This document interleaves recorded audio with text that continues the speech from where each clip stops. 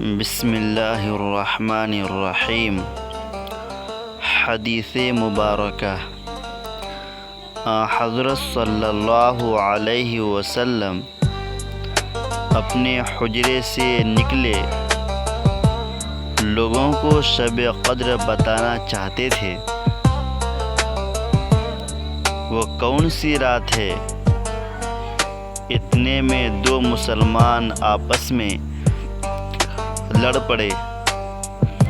آپ صلی اللہ علیہ وسلم نے فرمایا، میں تو اس لیے باہر نکلا تھا کہ تم کو شب قدر بتلاؤں، اور فلاں آدمی لڑ پڑے تو وہ میرے دل سے اٹھا لی گئی، اور شاید اسی میں کچھ تمہاری بہتری ہو۔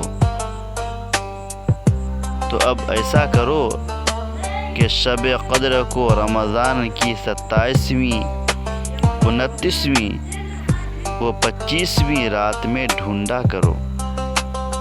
یہ بخاری شریف کی روایت ہے۔ حدیث نمبر 49 ہے۔ امام بخاری رحمۃ اللہ علیہ اس حدیث کو اپنی کتاب بخاری شریف میں نقل کی ہے۔